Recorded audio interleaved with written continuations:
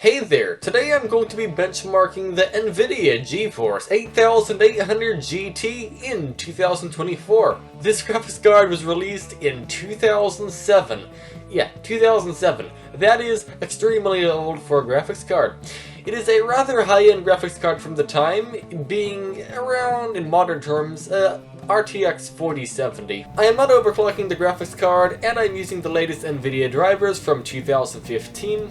It has 512 megabytes of VRAM, which might be a challenge, and it only supports DirectX 10, which is definitely a challenge, especially in 2024. I am pairing this with an i7-3770K at 4.2 GHz at 1.21 volts, as well as 24 GB of DDR3 RAM at 1600 MHz, two 4 GB sticks, and two 8 GB sticks, as well as a SSD for the boot drive and the game drive. Starting off, I am testing BattleBit Remastered at 1080p on the Potato preset, and with the Potato preset, it normally uses 75% resolution scale. I put it up to 100% so it's native 1080p, and doing this, the game is getting around 35 frames per second on average with a 1% low of around 20 in a pretty vegetated area. Although, there is a slight catch.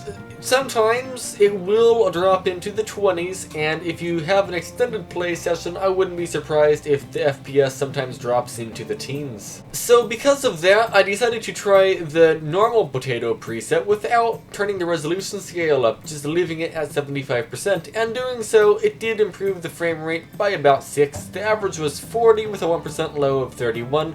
It was pretty much always above 20 FPS. It was always in the 30s, which is nice. Except there's a problem. I want more. So I changed the resolution from 1080p down to 720p, and I am using 100% resolution scale as well as the Potato preset. And the game is running much better than even at 1080p on the 75% resolution scale. At 720p 100% resolution scale, so native 720p, I'm getting around 49 frames per second on average with a 1% low of 34.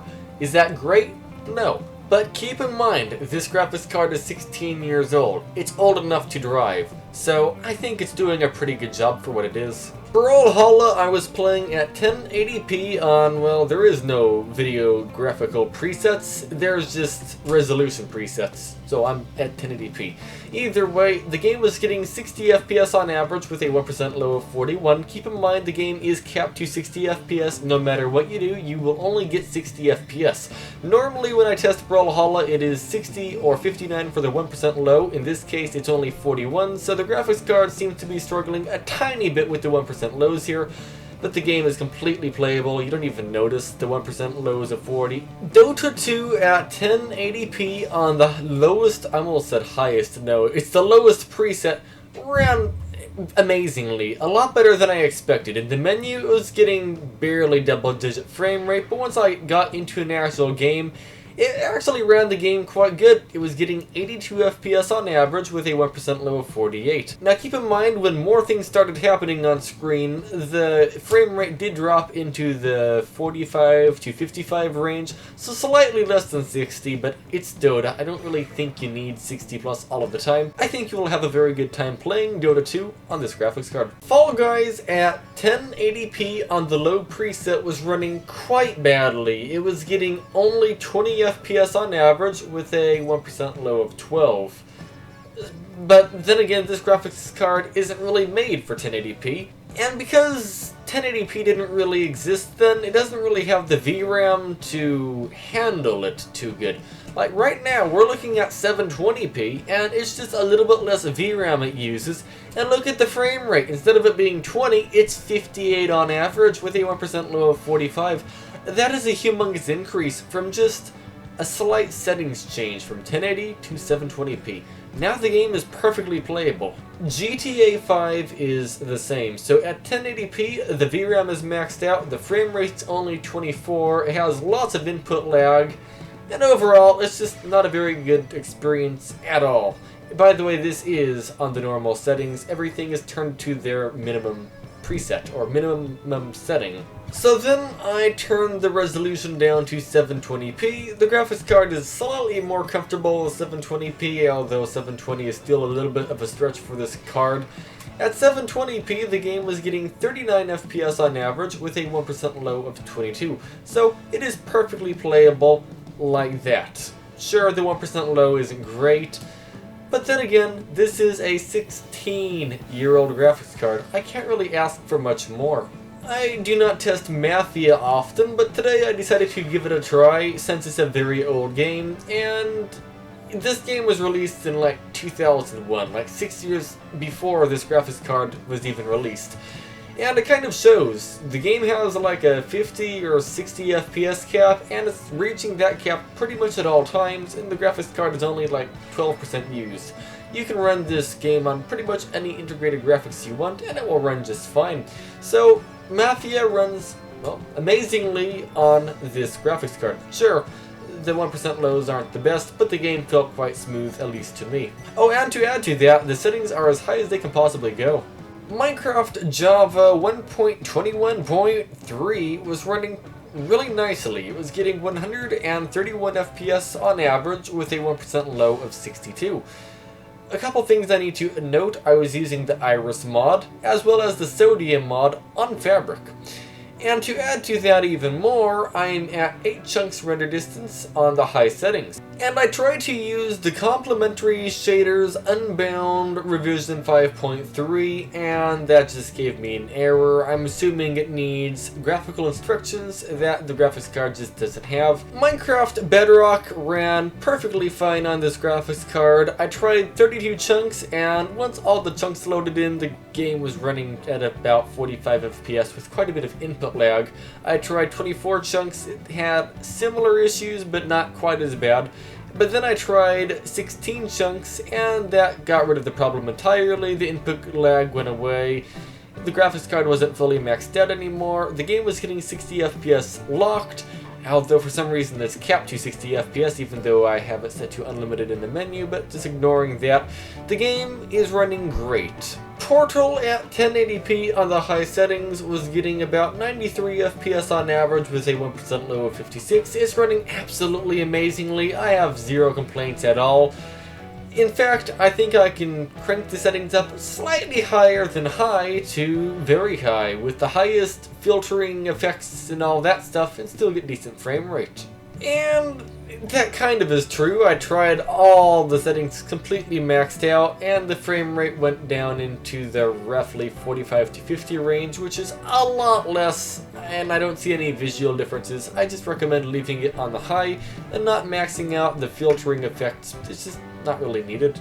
Team Fortress 2 at 1080p on the low settings was running amazingly. It was getting approximately 128 frames per second on average with a 1% low of 59. So it might as well just be a 60 plus FPS experience at all time. It runs great. There's basically no input lag. There's basically no stutters.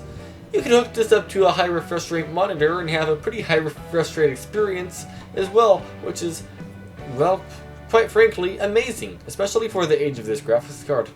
But I think that's about enough positive stuff. Now let's go and talk about the things you're here for, the negative stuff, because that's just how people are. They like negative things. So, what didn't work with this graphics card? Oh, there's a lot. Starting off is Apex Legends! Well, that's what I was supposed to say in the beginning of the video, but no, I just showed you the things that work first. Apex Legends doesn't work. I kind of wish it did, because I'm pretty sure it would actually run pretty nice, but again, it doesn't have the right DirectX version to run the game. Sadly, BeamNG Drive does the same. It doesn't work. I tried the regular launcher as well as the Vulkan launcher, and in both situations, the game gave me an error. One of them was a graphical error, the other one was an error I can't really read. BioShock Infinite says launcher failed. I'm pretty sure this game would have actually worked, but for some reason, it just refuses to work, even on my RTX 3060. So this is a me problem, not a graphics card problem, but I'm including it anyway. Borderlands 3 is a quite intensive game, although it does run on CPUs from this age, like Core 2 quads, but no, it doesn't work on this graphics card. It also gives me another error, complaining about the DirectX version. And no surprise, Call of Duty is doing the exact same thing. Call of Duty is an extremely CPU intensive game and graphically intensive game. Here's a weird one. The BattleBit launcher runs Call of Duty a lot better than the Steam launcher. I've seen in some videos from Zeromus Gaming. That is quite weird. I do want to dive into that into some future videos. CSGO 2 / Counter-Strike 2 / CSGO / Counter-Strike Global Offensive. There's so many names for it. I really wish it would work. I really thought it would work, but sadly it just does not work. The old version I think would run the game absolutely fine, but the new one, it just doesn't launch at all. Cyberpunk, I managed to get into this menu and then the screen went black and then it flatlined. So no surprise, Cyberpunk failed to open. I think everyone saw that coming at this point, but yeah, it failed to open. Destiny 2 did not work, which is no surprise. One thing, I'm trying to make each game that didn't work at least 10 seconds long, so I can make it into a chapter so you can find it if you're looking through the video easily. Dying Light, I actually highly expected the game to run. It's a rather old game, but no. For some reason, it also did not run, which is quite weird. Fortnite did not work, so I can't go over and play Fortnite with GT 710 levels of performance with humongous lag spikes. Maybe that is for the better, actually. Halo Infinite is a quite weird one. So, Halo is a really intensive game, okay? I have 6-core 15-year-old Intel Xeons maxing out RTX 3060s at 1080p low, alright? So I didn't expect this game to work, and it didn't, but it did. It did not crash, which is kind of odd, but if we look over into the CPU usage and graphics card usage, both of them are basically just at an idle, and the game just never loaded. It just, in Steam says it's running, and Task Manager says it's running, but it's essentially doing absolutely nothing. And Naraka Bladepoint, it's actually a quite easy game to run, but then again, this is the segment of the video where things didn't work, so again, there's no surprise it didn't work. But to give it credit, it also didn't crash, it just sat at this black screen and got thousands of frames per second. Palworld did not work, and well, I don't want to say I didn't expect that, because I fully did expect Palworld to not work. It's a newer game. If Counter-Strike doesn't work, that's definitely not going to work. PUBG Battlegrounds is no exception. It also does not work, sadly. PUBG isn't the most intensive game for the graphics card, but it still is a pretty intensive game, and if it did run, it probably would run pretty poorly as well. The Finals is not the final game I'm going to be testing, and, well, it didn't work either, so that's something. Hooray!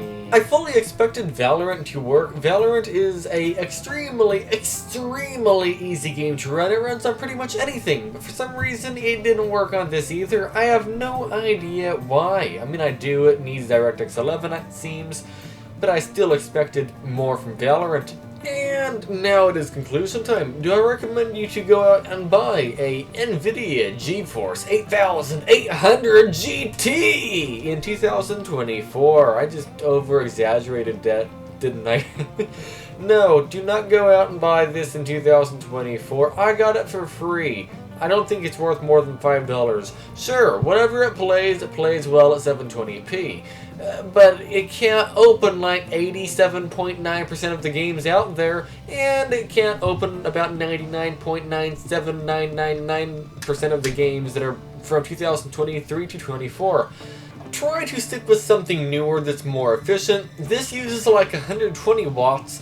Look for maybe a GTX 750 Ti. It's like $10 more instead of $20. It's $30. That uses 30 watts instead of 120. It will open about 90% of the games or more, and it will run significantly better. Either way, long story short, do not buy this. Either way, thank you very much for watching this video. If you enjoyed it, make sure to leave a like. If you are new to the channel and want to see more of these videos, you know what to do. Press the subscribe button. And if you want to help support the channel, consider becoming a channel member.